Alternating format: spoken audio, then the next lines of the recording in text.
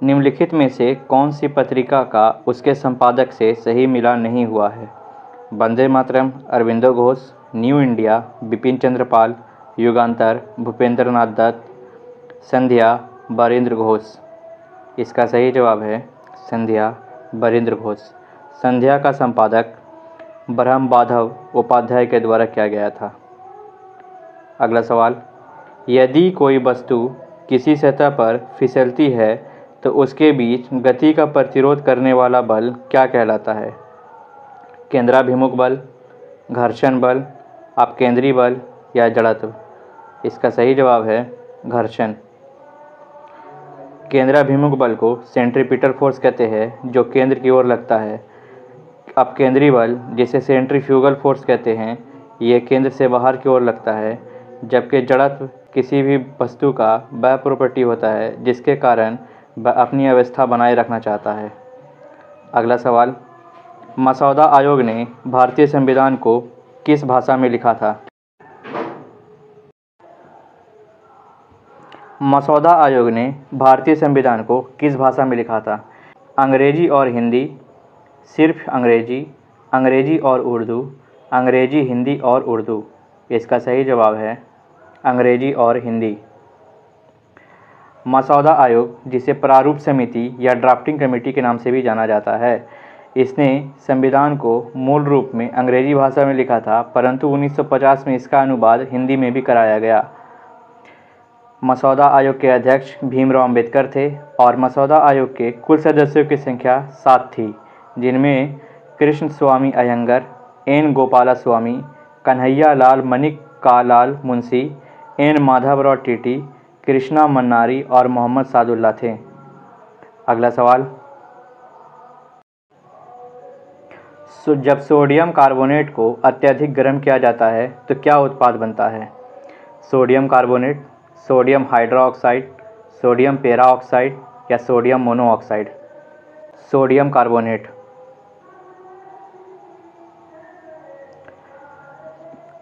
Sodium bicarbonate को जब अत्यधिक गर्म किया जाता है तो सोडियम कार्बोनेट, जल और कार्बन डाइऑक्साइड भी निकलता है।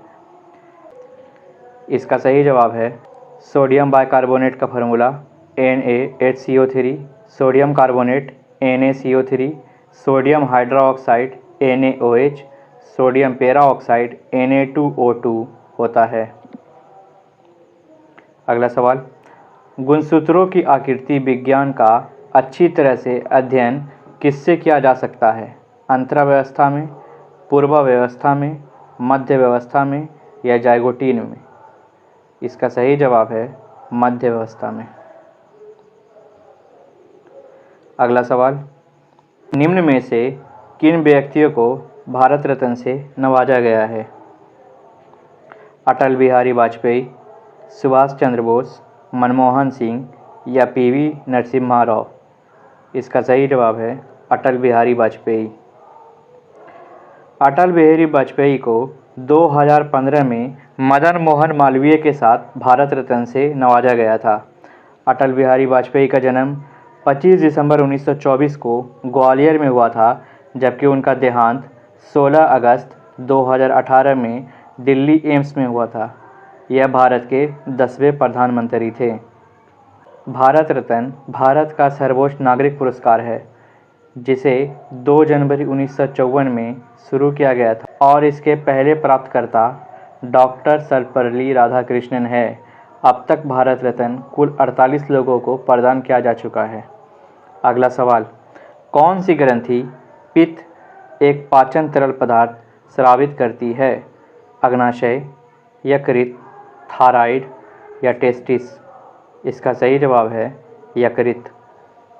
यकृत शरीर का वह अंग है जहाँ से पित्तरस निकलता है एवं यह पित्ताशय में जाकर जमा हो जाता है। यकृत मानव शरीर की सबसे बड़ी ग्रंथि है। इंसुलिन का स्रावन अग्नाशय से होता है और थायराइड ग्रंथि से थायरॉक्सिन का स्रावन होता है। थायराइड ग्रंथि गले में पाया जाता है। अगला सवाल, अमोनियम क्लोराइड किसका रासायनिक सूत्र है? NH4 2Cl, NH4Cl3, NH4Cl2 NH4Cl। इसका सही जवाब है NH4Cl। अमोनियम क्लोराइड का व्यापारिक नाम नौसादार होता है। अगला सवाल, निम्नलिखित तत्वों में से किसका सबसे कम गलनांक है? आयरन, नाइट्रोजन, आयोडीन या लेड? इसका सही जवाब है नाइट्रोजन। नाइट्रोजन का गलनांक -210 डिग्री सेल्सियस होता है।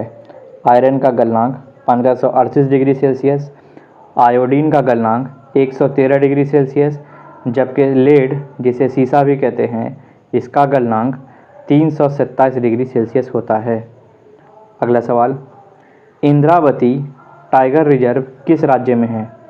तेलंगाना, राजस्थान, छत्तीसगढ़ या पश्चिम बंगाल?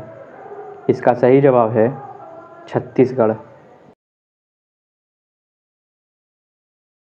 छत्तीसगढ़ में एक और प्रसिद्ध टाइगर रिजर्व है जिसे गुरु घासीदाम नेशनल पार्क के नाम से भी जाना जाता है।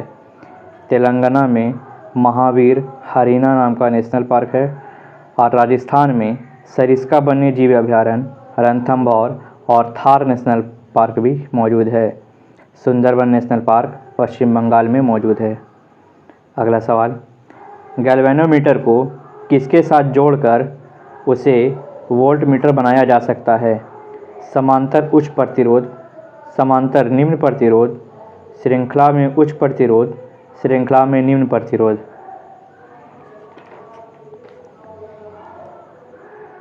इसका सही जवाब है श्रृंखला में उच्च प्रतिरोध।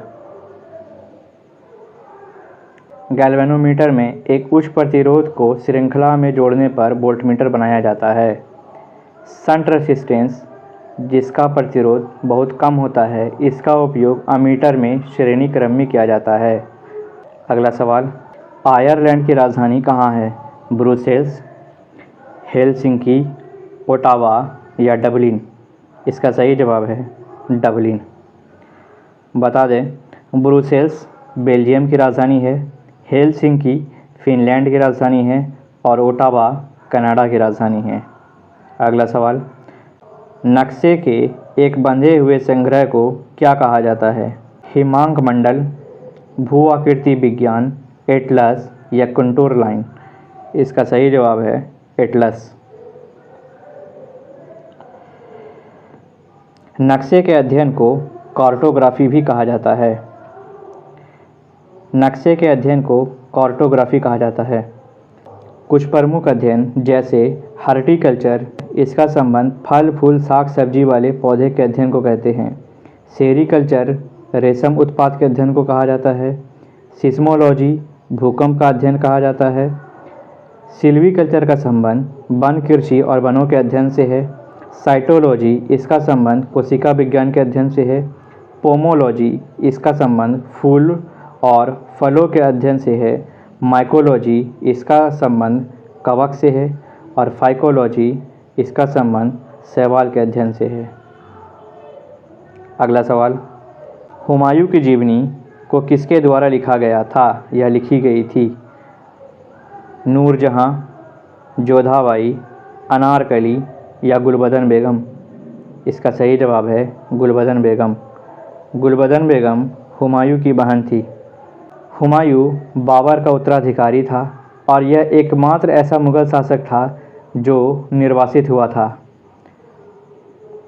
हुमायूं को शेर शाह सूरी ने 15 वर्षों के लिए देश से निर्वासित कर दिया था। दीनपना नगर की स्थापना हुमायूं के द्वारा की गई थी। हुमायूं की मृत्यु 1556 ईस्वी में दीनपना के शेर मंडल के पुस्तकालय की सीढ़ियों से गिरकर हो गई थी।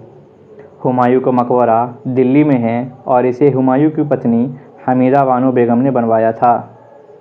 अगला सवाल, किस अनुच्छेद के तहत भारत में वर्ष 1975 में आपातकाल घोषित किया गया? अनुच्छेद 1, अनुच्छेद 152, अनुच्छेद 286 या अनुच्छेद 352? इसका सही जवाब है अनुच्छेद 352। संविधान के भाग 18 में आपातकाल की व्याख्या की गई है, जो अनुच्छेद 352 से 360 तक में निहित है। अनुच्छेद 352 राष्ट्रीय आपातकाल की घोषणा करता है। अनुच्छेद 356 राष्ट्रपति शासन की व्याख्या करता है, जबकि अनुच्छेद 360 वित्तीय आपातकाल का वर्णन करता है। भारत में आज तक एक बार भी वित्तीय आपात की घोषणा नहीं की गई है। 1975 का आपातकाल इंदिरा गांधी के कार्यकाल में 25 जून 1975 से 21 मार्च 1977 तक 21 महीनों तक लगाया गया था। अगला सवाल, संयुक्त राष्ट्र का ग्रीन जलवायु कोष का मुख्यालय किस देश में है? दक्षिण कोरिया, यूएसए, कनाडा या ऑस्ट्रेलिया? इसका सही जवाब है दक्षिण कोरिया। संयुक्त राष्ट्र संघ का मुख्यालय न्यूयॉर्क में है। इसकी स्थापना 24 अक्टूबर 1945 को हुई थी और वर्तमान में 193 देश संयुक्त राष्ट्र संघ के सदस्य हैं और इसके 5 अस्थायी सदस्य हैं, जिनमें अमेरिका, रूस, फ्रांस, ब्रिटेन एवं चीन है। अगला सवाल, सेलेस्टियल बॉडीज़ के लेखक कौन है? मीनाक्षी लेखी, अरविंद अडिगा, जोखा अल्हात्री या किरण देसाई? इसका सही जवाब है जोखा अल्हात्री। मीनाक्षी लेखी की प्रसिद्ध पुस्तक द न्यू दिल्ली कॉन्स्पिरेसी है। अरविंद अडिगा इसकी प्रसिद्ध पुस्तक द वाइट टाइगर है और किरण देसाई इनकी प्रसिद्ध पुस्तक द इनहेरिटेंस ऑफ लॉस है। अगला सवाल, भारत महाद्वीप में पहला उद्यान मकबरा कौन सा है? जहांगीर का मकबरा, हुमायूं का मकबरा, ताजमहल या मोहम्मद इकबाल का मकबरा? इसका सही जवाब है हुमायूं का मकबरा। हुमायूं का मकबरा दिल्ली में स्थित है, जिसे उसकी पत्नी हमीदा बानो बेगम ने बनवाया था। यह एक ऐसा पहला मकबरा है जो चारों तरफ बागों से घिरा हुआ है। जहांगीर का मकबरा शहादरा पाकिस्तान में है, जिसे नूरजहां ने बनाया था।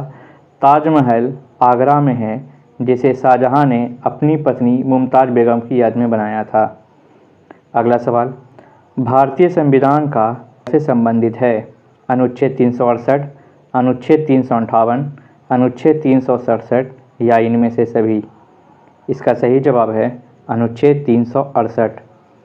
संविधान के भाग 20 में अनुच्छेद 368 का जिक्र किया गया है। भारत में संविधान संशोधन की प्रक्रिया दक्षिण अफ्रीका से लिया गया है। संविधान में संशोधन का अधिकार संसद के पास है। पहला संविधान संशोधन वर्ष 1951 में हुआ था, जिससे संविधान में 9वीं अनुसूची को जोड़ा गया था। अगला सवाल, संविधान की निम्नलिखित अनुसूचियों में से कौन सी दल बदल विरोधी कानून से संबंधित है? 9वीं अनुसूची, 10वीं अनुसूची, 11वीं अनुसूची या 12वीं अनुसूची? इसका सही जवाब है 10वीं अनुसूची। वर्तमान समय में संविधान में 12 अनुसूचियां हैं। मूल संविधान में 8 अनुसूचियां थी। 9वीं अनुसूची का संबंध भूमि सुधार से है और जिसे प्रथम संविधान संशोधन 1951 के द्वारा संविधान में जोड़ा गया था। 10वीं अनुसूची, जिसका संबंध दल बदल कानून से है, इसे 52वें संविधान संशोधन द्वारा जोड़ा गया था। 11वीं अनुसूची, इसका संबंध पंचायती राज व्यवस्था से है, इसे 73वें संविधान संशोधन द्वारा संविधान में जोड़ा गया था। 12वीं अनुसूची, इसे 74वें संविधान संशोधन द्वारा संविधान में जोड़ा गया था, इसका संबंध नगर पालिका से है। अगला सवाल, रासायनिक ऊर्जा का विद्युत ऊर्जा में रूपांतरण निम्नवत है? इलेक्ट्रोलाइसिस द्वारा, प्रकाश संश्लेषण द्वारा, श्वसन द्वारा या उत्सवेदन द्वारा? इसका सही जवाब है इलेक्ट्रोलाइसिस द्वारा। इलेक्ट्रोलाइसिस अर्थात बैटरी या विद्युत सेल में होने वाली रासायनिक क्रिया। रासायनिक ऊर्जा का विद्युत ऊर्जा में रूपांतरण विद्युत सेल द्वारा होता है। यांत्रिक ऊर्जा से विद्युत ऊर्जा में रूपांतरण डायनेमो द्वारा होता है। विद्युत ऊर्जा से यांत्रिक ऊर्जा में रूपांतरण मोटर द्वारा होता है। विद्युत ऊर्जा से प्रकाश ऊर्जा में रूपांतरण बल्ब या ट्यूबलाइट से होता है। रासायनिक ऊर्जा का प्रकाश ऊर्जा में रूपांतरण मोमबत्ती के द्वारा होता है। अगला सवाल, निम्नलिखित में से कौन सी एक आउटपुट डिवाइस है? स्कैनर, मॉनिटर, कीबोर्ड या माउस? इसका सही जवाब है मॉनिटर। मॉनिटर कंप्यूटर का वह भाग है जिससे हम किसी भी परिणाम को देखते हैं। अगला सवाल, ट्राइनाइट्रोटोल्यून का प्रयोग कहाँ किया जाता है?